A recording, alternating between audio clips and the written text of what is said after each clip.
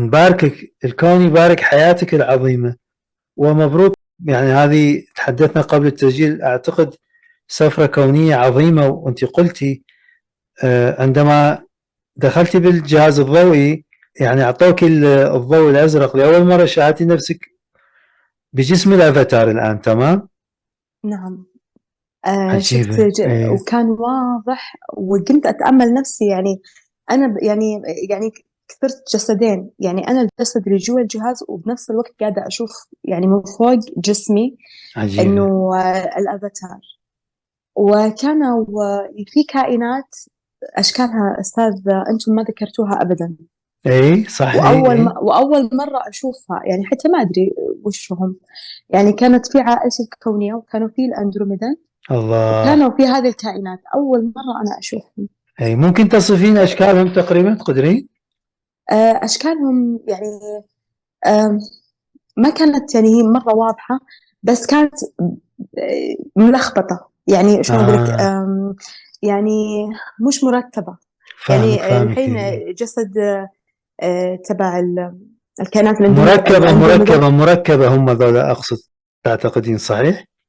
ايوه زي اي كذا اي يعني. مركب.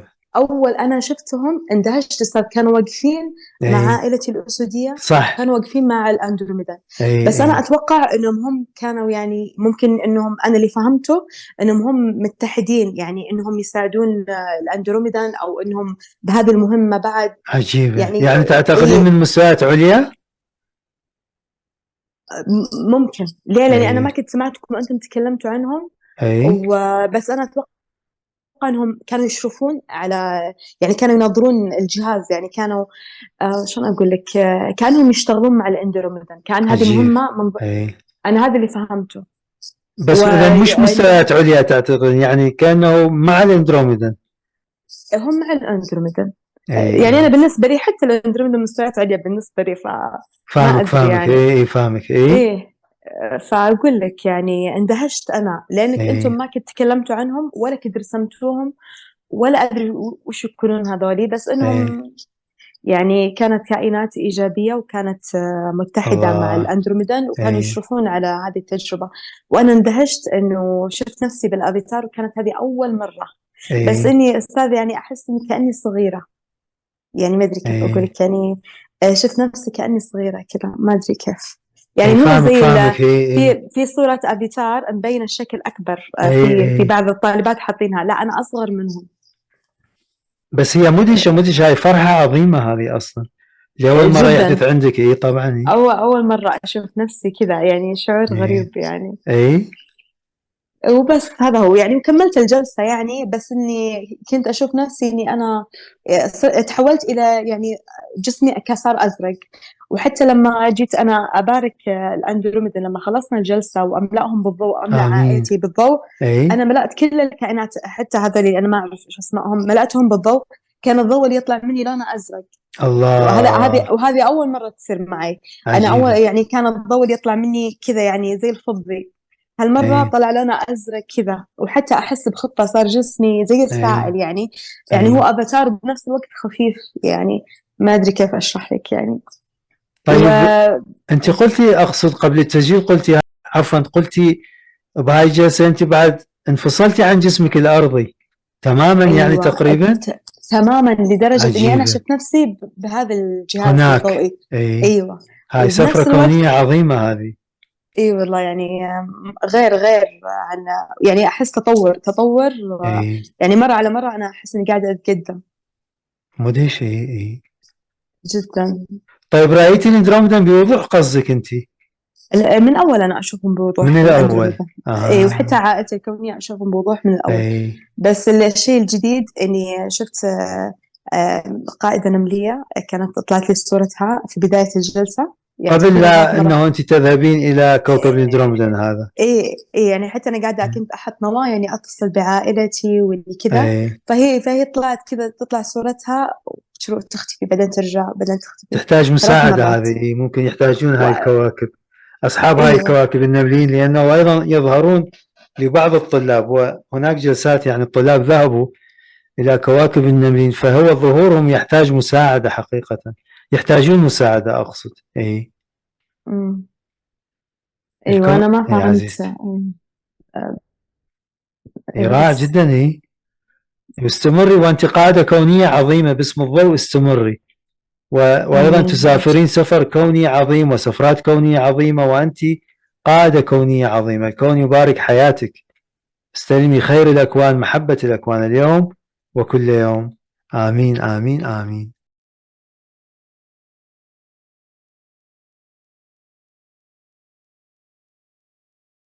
نبارك حياتك العظيمة، أنت قاعدة كوني، ومبروك سفرك الكوني العظيم يا أختي.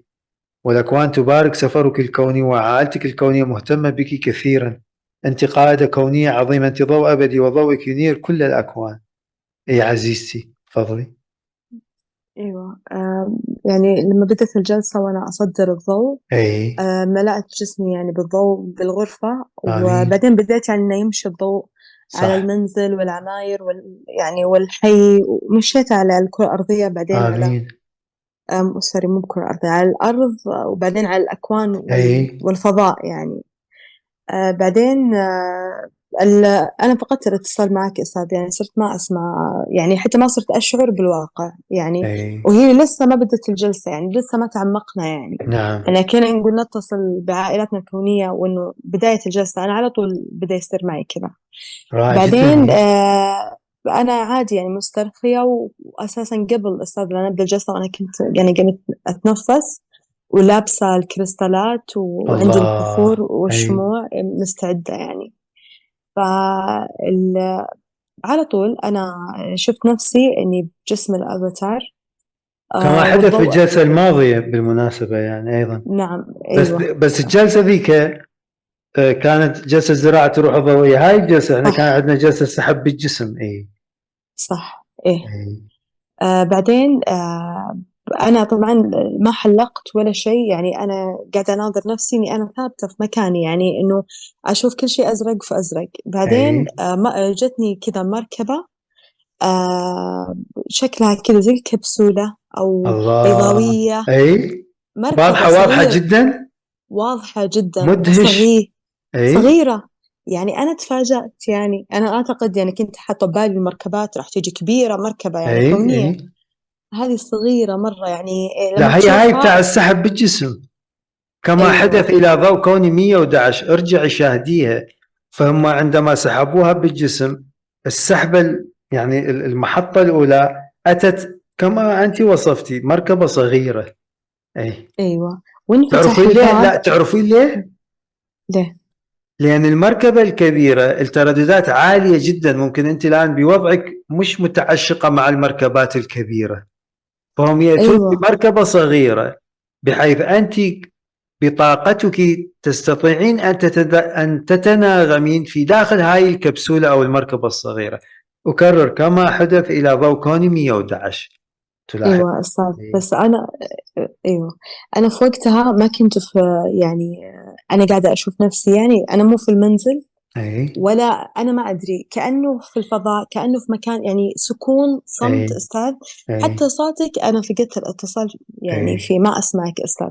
نعم. وحتى صوت مثلا الشارع، صوت ولدي من بعيد، مرة ما أسمع شيء. أي. بعدين نفس هذه المركبة انفتح الباب على برا، يعني نعم. كذا زي الدرج كذا أي. ينفتح.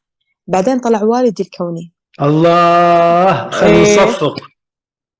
ايه والله هاي استاذ. فرحة، فرحة عظيمة ايه هاي. والله جدا جدا. الله الله جبت الله. حضنته أي. وحضني. أي. بعدين دخلت للمركبة، تفاجأت أستاذ لما أي. دخلت فيها، أثرها كبيرة. ما أي. أدري كيف، ما أدري كيف شلون كذا، ما أدري. يعني أي. لما دخلت طلع إنه لا، يمديك أنت روح، تقدر تروح يمين، تقدر تروح يسار. أي. يعني بس هو يعني في البداية يمكنها صغيرة، ما أدري شلون كذا، هي صغيرة ومن جوا كبيرة. ف لا لا، صح. إذا أنت متعشقة مع المركبات الكبيرة. بس مرات يحدث يعني بوكوني 111 في البداية سحبوها فقط في مركبة صغيرة. أي. إيه ما أدري كيف الآلية. بعدين أنا اللي لاحظته إنه في هدوء أستاذ. أنا ما يعني أنت أول كنت لما يعني نصلي صلاة ضوئية أو بناء إيجابي كنت تقول تمتلئون بالهدوء، تمتلأ حياتك بالهدوء زي كذا يعني. ف أنا كنت أقول بس ما توقعت، يعني ما تخيلت الهدوء هذا أستاذ، هدوء جميل يعني، هدوء اي. سكون آه. وشعور سلام فعلا، ما في وقت ولا في زمن ولا في الله. جمال، جمال أستاذ يعني شعور. اي. صدق أنا أفتقد هذا الشعور يعني. نعم. يعني أنا جربتها بالجلسات أول يعني. فجلسنا يعني، أنا جيت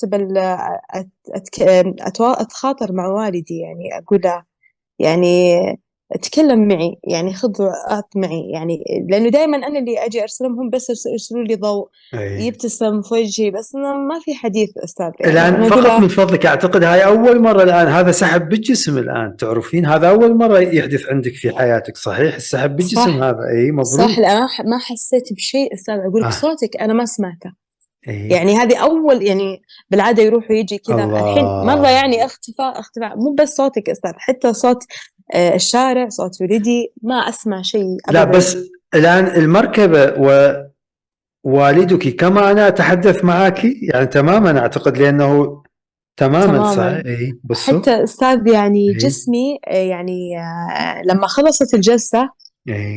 كان كل يعني جسمي كان يرتجف أستاذ، في يعني أي. أي. يعني رجفة رجفة بالجسم يعني، أرتجف يعني. وحتى ما قدرت إني أفتح عيوني على طول، ولا لا قدرت لا، هو يعني. أفضل تبقين ترتاحين. إيه بس هسه خلينا نرجع، أنت داخل المركبة من فضلك لأن الأمر مهم. مم. هل حثت حوارات؟ أنت يعني قلت كنت أريد أن أحاوره.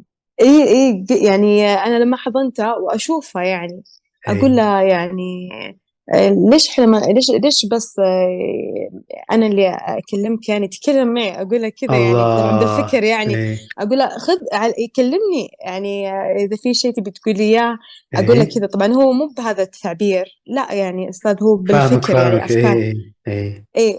فبعدين أستاذ أنا ملأني بالضوء يعني، ضوء أستاذ. صرت ما يعني حتى المركبة وأبوي أنا ما شفتهم يعني، زي ما أي. تقول كأني نمت، كأني غفيت.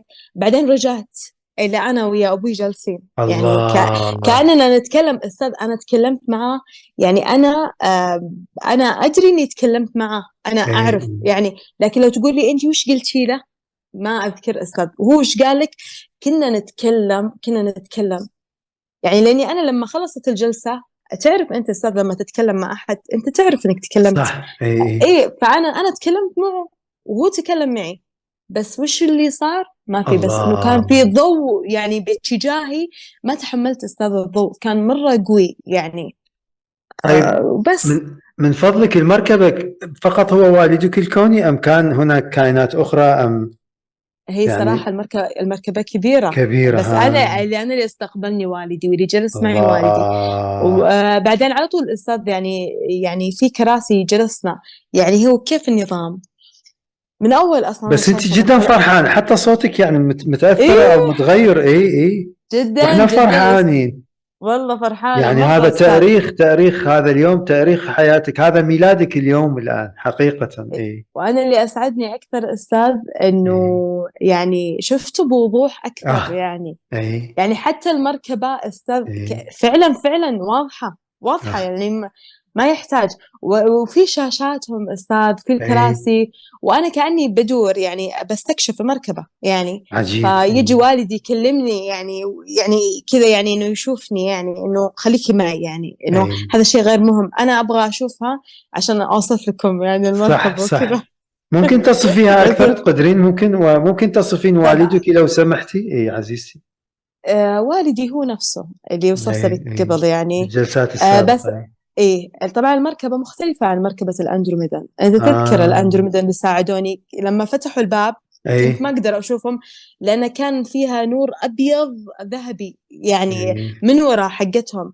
مركبة والدي مختلفة، شلون من جوا في نور، بس شفت إي. أستاذ أنت النور اللي يحطونه من وراء مثلا شاشة التلفزيون، اللي يزينون يعني. انت لما تدخل الغرفة مثلا إي. يعني، تدخل الغرفة تلقاها هي فيها نور، بس النور مو مشتغل زي اللمبات هذه اللي تيجي في الجدار. لا يعني مثلا شاشة التلفزيون وراها نور كذا دار مدار، انت ما تشوف اللمبات لكن تدري انه في نور مشع، تشوف الشاشة، تشوف الكراسي، تعرف إي. هذا. يعني غريبة، يعني متطورة، ويعني تكنولوجيا غريبة يعني. فهي إيه. خلف الشاشات في إضاءة، عند الكراسي في إضاءة، مو زي مركبة الأندروميدا اللي تيجي كلها آه. نور. إيه. إيه. إيه يعني أنت لما تدخل زي ما نقول لك مثلا أنوار خافتة.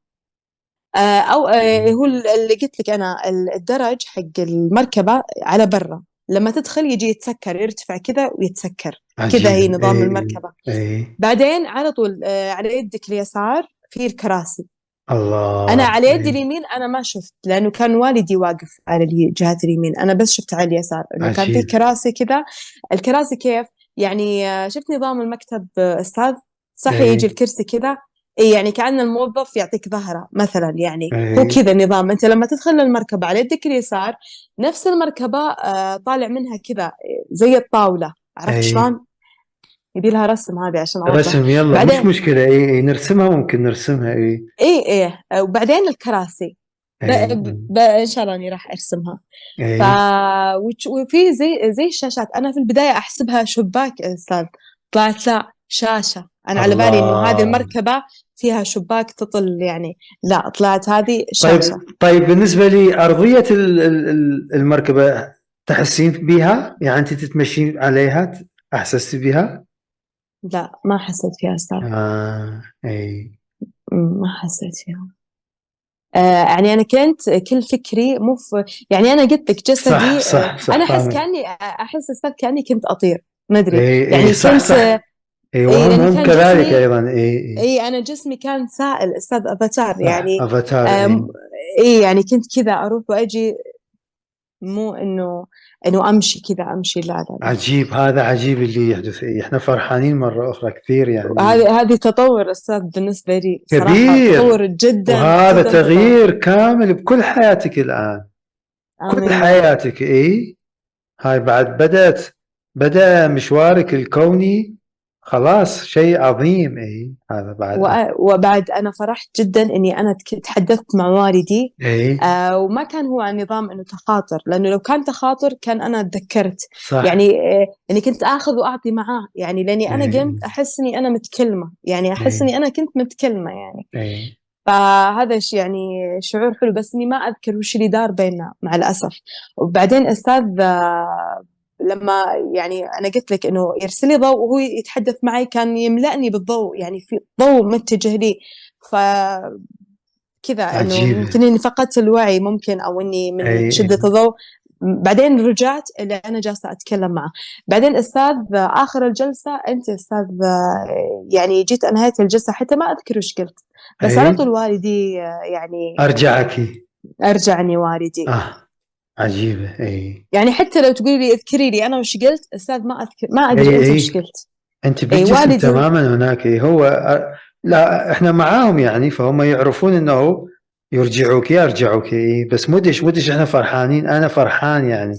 والله يعني هذا جدا يوم جدا ميلادك فرحانة. الكوني، يسجلي هذا اليوم سجليه.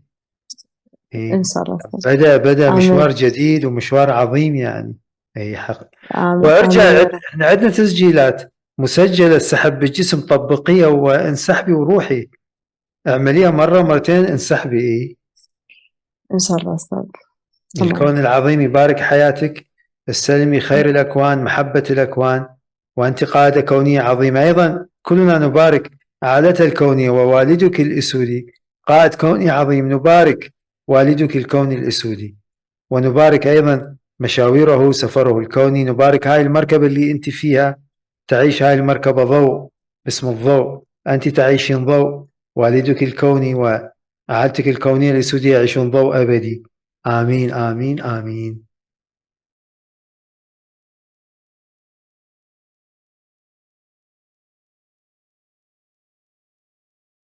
احنا يعني بعدها صار عندنا نقاش. انت وضحتي السحب بالجسم، وجدتيه سهل تمام. ممكن صح. توضحين، لان هاي الفقرة مهمة. اي. ايوه يعني انا حطيت في بالي انه اذا بدت الجلسه انا اي. بتهيأ انه لو في احد مسك رجولي او مسك يديني، خلاص انا ما راح اخاف، هذه عائلتي حتى الكونيه انت ايضا بيسحبوني. مستعدة يعني لهذا الامر. اي قلت ما اي، راح هذا رائع. اترك اي. يعني. اي. اي يعني قلت لو في اي لمسه او كذا انا بس بسلم نفسي تسليم خلاص، بس اي. انه يعني تفاجأت انه هو مو كذا السحب بالجسم، يعني كيف انه انت بتصير كليا في المركبه، يعني راح تفقد الله. اتصالك مع الاستاذ، يعني ما راح تسمع صوته، ما راح تسمع اصوات في البيت نهائيا، بتصير هناك انت أنت.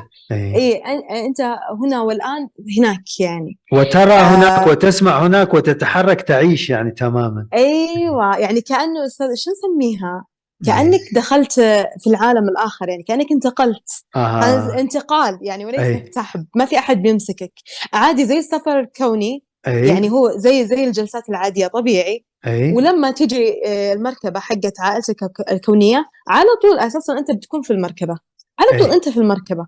يعني هو ما في احد بيمسكك ولا يسحبك ولا يشيلك، لا لا لا, لا لا، ابدا. هاي انا قسم يحدث هو أيضا يختلف، يعني ممكن السحب بالجسم. اه لا لا، صح. موجودة، أقصد هذا النوع اللي أنت وضحتيه.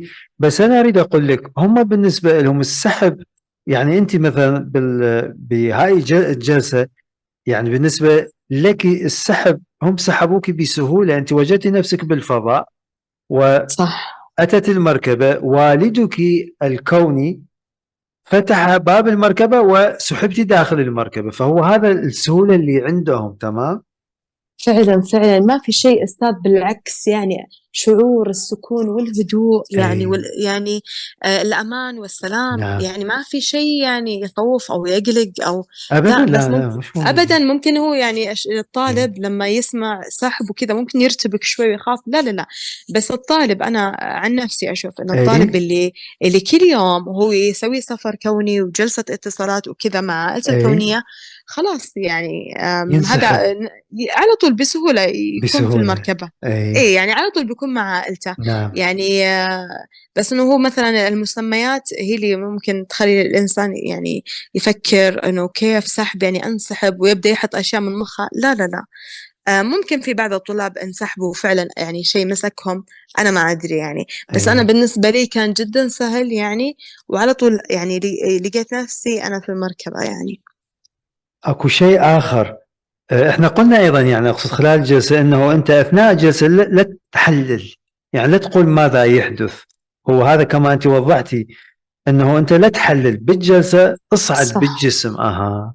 أيوة، أنا اي. يعني لما كانت الجلسة يعني بدأت الجلسة، أنا اي. يا أستاذ فقط كنت مركزة على شيئين: اي. التنفس. صح، ليه والضوء. التنفس؟ اي. لأنه يعني راح جسمك يسترخي. صح. يعني اي. أعصاب الواحد يعني طول اليوم بيكون أعصابه مشدودة. طيب أصلا أنت كيف راح يعني تبدأ في صح. السفر أو كذا اي. وأنت أعصابك مشدودة؟ لازم تتنفس، على قد ما تتنفس، وبعدين النفس ما مهم. يصير بسرعة يعني بجهد، لا لا لا، تنفس بهدوء، يعني اي. إنه شهيق زفير. اي. وركز على الكلمة وعيشها. يعني والضوء أنا مهم. أستاذ اي. أركز. إيه اي. طبعا أكيد إنك بتولد ضوء، يعني إنه أول شيء راح إنه الضوء يطلع من رأسك، بعدين يتصل امين. كذا مع قلبك، بعدين ينتشر اي. على كل جسمك وتشوف دوائر ضوء. بعدين على طول هذا الضوء أساسا انت تشوفه يبدا ينتشر في الغرفه. صح. بس امين. انت خلاص انت توجه الشيء، الضوء يبدا ينتشر في البيت، ينزل على، نعم. اذا كنت انت في عماره يملا العماره الاولى العماره الثانيه. مهمة. وهو اي. سريع سريع. انا اناظر استاذ، شفت انت يعني ما ادري كيف اشبهها في ايش. شفت انت مثلا لما تيجي تولع الغرفه، اللمبه لما تولع اي. لمبه الغرفه، مستحيل انه مكان يكون في نور ومكان لسه الضوء سريع، يعني هو الضوء اسرع من اللمبه، بس انا صح. اقول فيري جود. كمثال حتى اي. اسرع من النار. الحين النار لما تجي تلتهم مثلا مكان، ما تدري نعم. الا على طول كذا. طبعا الضوء اسرع من النار ولا يتشبه في النار، بس انا اقول لك انه يعني هو سريع، يبدا يملا المكان اثناء ما انه انت يعني تشوف ان الضوء يملا جسمك والغرفه، وبعدين مشى على البيت ونزل على العماره والحي والمدينه خلاص يبدا الجسم يبدا، شلون اقول لك، يبدا يرتجف يرتجف يرتجف يرتجف يرتجف. يعني يصير فيه اهتزاز قوي قوي قوي. خلاص هذا الاهتزاز انت السحب. على طول اي. ايوه تبدا تشوف كذا شيء يعني زي الفضاء وسكون. بعدين راح نعم. تظهر لك عائلتك الكونية. ممكن يكون في اختلاف يعني، بس انه هذا اللي صح. حصل معي. هذا أيضا أريد أن أضيف شيء مهم، طلاب يسمعون، شباب، نوضح هذا الليفل الأول من السحب بالجسم. الليفل الأول. الليفل الثاني اللي يحدث أيضا، يحدث عند الطالب ما يسمى بالاختفاء، يعني الجسم يختفي 10 دقائق جسمك يختفي، هذا الليفل 2 يختفي تماما من مكانك أو من الأرض، ربع ساعة، نصف ساعة، نعم. وهناك أنت تماما، هذه بعد نقول يعني أنت أكملت المرحلتين، فهي المرحلة الثانية أيضا هذه يعملوها وترجعين، يعني جسمك يختفي، أكرر معلش، 10 دقائق، 15 دقيقة، نصف ساعة تماما، تكونين معاهم وتجدين نفسك أيضا مرة أخرى في مكانك. وهو عندهم الاختفاء، يعني هم ككائنات أصلا هذا عندهم جدا سهل، يعني أجسامهم تختفي من نقطة وتظهر في نقطة، فأنت أيضا كذلك، نحن، لأن هذه هي طبيعة أجسامنا، الضوء، فهي هاي الليفل 2. أكرر معلش، هذا أيضا يحدث في حياتك. أي وسهل أيضا بالمناسبة، جدا سهل. أي آمين يا رب، إن شاء الله يعني كلنا إحنا في المجموعة نوصل آمين هذه المرحلة يعني بكل يسر يعني بسهولة، وإن آمين شاء الله إحنا أصلا وصلنا يعني نعتبر آمين. خلاص يعني. وهذه المرحلة فعلا إنه هي إنه أنت قلت أي أستاذ إيش فترة الصيف أو إيش أطلقت لها اسم، إنه الصعود الصيفي صح؟ أي الصعود الصيفي، ولا هاي الأربعة أشهر. أيوة أنا يعني جدا أشهر. جدا أي متفائلة فيها. لو هي حدثت الآن يعني بسفرتك الآن بدأت أصلا، وسفرات الطلاب. آمين آمين، إيه إي الحمد فهذا لله. شيء عظيم يعني. إي والله شكرا لك الآن أستاذ، يعني أعتقد ربي أنت، يبارك فيك. الرابعة أم الخامسة من الطلاب اللي يعني انسحبوا بالجسم، أعتقد الطالبة الخامسة أعتقد أو الرابعة. أي آمين. يا عزيزتي، الله الرب يباركك، يبارك المجموعة يعني. يحفظك يا عزيزتي، تحيا. آمين.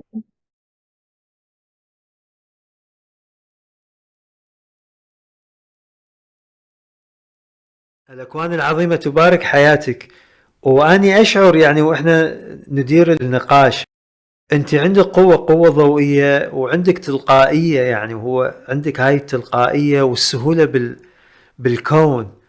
وحتى أنا أذكر يعني أنت أول ما التحقتي أنت ما كنت مستعجلة، يعني أنت موجود عندك حديث رائع حقيقة، أنه أنت قلتي اللي سافر يعني من البداية، لأنه أنت ما كنت يعني بالسفر الأول حاولتي بس ما حدث، فأنت قلتي أنه أنت مش متأثرة أو لا تتأثرين أنه الآخرين سبقوك، وإنما تباركين الآخرين. هذا موجود حديثك، وهذا رائع صح. جدا. إلى أن أنت عملتي جلسة امبارح، وكانت جلسة عظيمة أصلا، هذا ميلادك الكوني، مدهشة يعني حقيقة، عظيمة فوق الوصف، وكلنا يعني مندهشين من جمالية الجلسة، السفرة هي. فأنت قلتي الآن أيضا عملتي جلسة، أو كم جلسة عملتيها؟ بس هاي شخصية، 3 جلسات. أربع جلسات تقريبا. أي أمم. ونفس هي الشيء كانت أي عزيزتي. أي إيه، هي اللي كانت 100 و سوري مو ب100، 1310 أي و1311 الجلسة الحلقة قصدي، وقبلها أي في 2. السحب أمم. بالجسم وزراعة الروح الضوئية. صح. إيه. أي وحدث نفس الشيء أيضا، وجدتي نفسك في الفراغ. ايوه، وعلى طول يعني القى نفسي على طول في مركبه والدي. الله مدهش. ايه أي جدا. ويملأني بالضوء، حتى انه ما في مجال اني مثلا اني اتخاطر معاه ولا اني اتكلم معاه، على طول يملأني بالضوء، وكان أي. الضوء ازرق ونفس جسدي اللي هو الافاتار.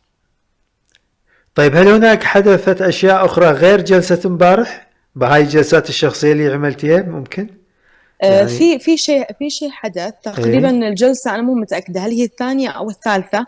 أي في غرفتي يعني حسيت في حركه يعني قويه، يعني أي عند العدد الروحية كأنه في أحد، بس أنا ما عجيبة. فتحت عيوني، ما فتحت عيوني. أي استمريت وعادي مركزة على صوتك يا أستاذ، ومركزة على التنفس. هذه كانت في بداية الجلسة يعني الله. أسويها، أي فكأنه في أحد معي بالغرفة، بس أي كنت جدا يعني مسلمة ومسترخية، وقلت ممكن تكون فعلا يعني عائلتي معي الحين يعني. أي طبعا طبعا فعلا جدا. أي طيب أنت سحبتي أيضا بالجسم الآن، يعني نفس جلسة امبارح، والمركبة كما أنا أتحدث معك بوضوحيتها. صح أيوه، حتى والدي واضح جدا. يعني مدهش. بس الشيء اللي أنا لاحظته إنه فيني طاقة أستاذ، يعني فيني طاقة وفيني فرح يعني من بعد هذه اي الجلسات، يعني اي مكثفة. أنا بعد كل جلسة إني معلش صوت الشاحنة. أنا بعد كل جلسة اي يعني أحس بالفرح وأحس بالنشاط، بس يمكن عشان أنا سويت أكثر من جلسة فصاير مكثف اي مكثف، بس هاي طاقة عالية وعظيمة.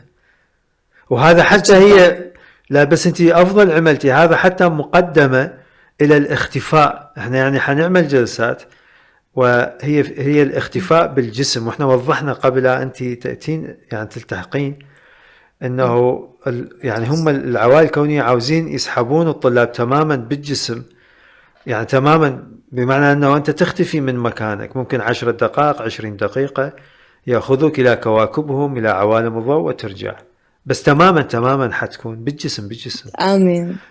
اي فهذه احنا سميناها الاختفاء، جلسات الاختفاء بالجسم. واحنا وضحناها واوضحها ايضا احنا نسجل هذا الحوار، انه يجب على الطالب ان يكون دارس، مهمة الدراسة، ويولد كمية عالية من الضوء، ويعيش ايضا حالة هدوء وفرح ومحبة، وايضا ان يستمع للكلمة يعني الجلسة بدون ان يضع نتائج ماذا يحدث، خطأ اقصد، لا يضع نتائج ويمشي فيختفي.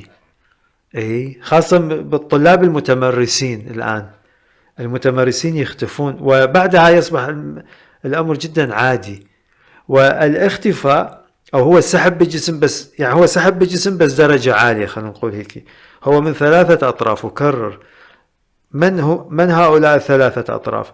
المركبة تقترب من مدينتك فتسلط عليك الضوء، تمام، وأنا أيضا أدير الجلسة، أنت تعيشين الجلسة بالضوء.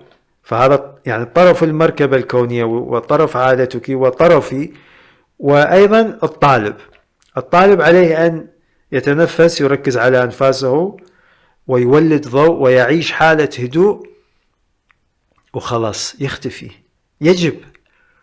بس هذا مو لكل الطلاب، يعني هو حتى المتمرسين أعتقد يحتاجون ممكن تطبيق هاي الجلسات مرة مرتين ثلاثة، والاختفاء سهل جدا يعني أيضا، لأنهم سحبوا بالجسم. بس هو ممكن نسميه سحب بالجسم بس أدفانس.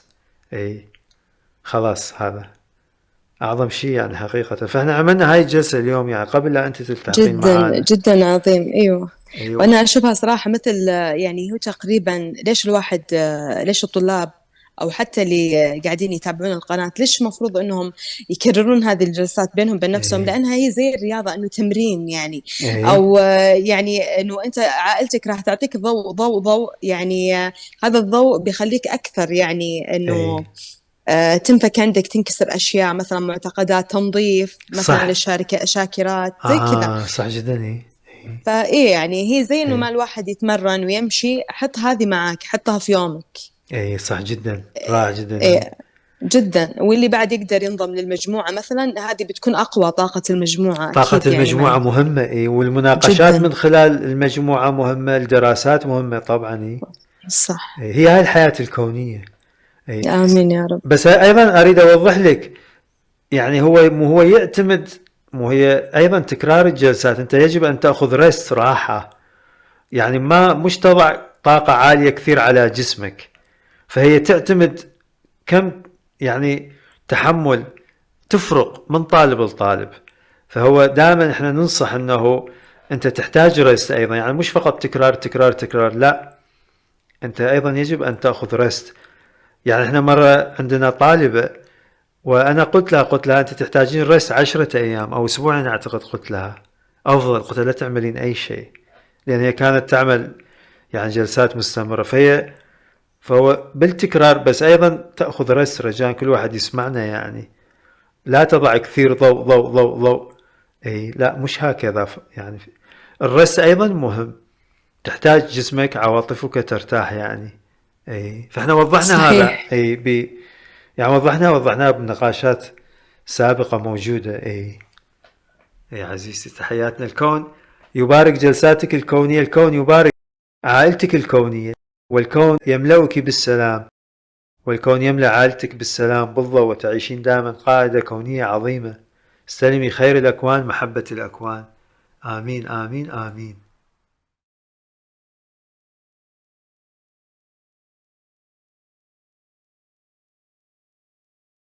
أنت قلتي شيء مهم حقيقة، أنا أثار انتباهي، وهذا شيء رائع جدا، أنه أنت وصلت إلى مرحلة الضوء وبدأت الاهتزازات بالجسم، فتقولين الآن أنه تعيشين هدوء بحيث ما يصبح عندك تشنج بالفكر، أو تقريبا صح. بهالصيغة، ها؟ ايوه، يعني ما انه أي يحاول الطالب انه يعني يسيطر أي على هذه الاهتزازات، انه مثلا اذا قام راسه يهتز بقوه، بعدين المعده، بعدين يعني كذا يصير في اهتزاز قوي وهو أي خارج عن ارادته، فيبدا تنشد اعصابه، يحاول انه يثبت يهدأ. راسه او أها. اي يعني. لا لا لا، انت كل اللي تسويه عليك انك تتنفس تتنفس، والهدوء يجي من القلب، يعني ما يجي من الجسد المادي. لا لا، انت سلم جسمك، تهتز أها. بين كل هزة حاول انك تاخذ اكسجين، لا تركز على الهزات قد ما تركز على صوت الاستاذ وعلى النفس. اهدى صح. اهدى اهدى.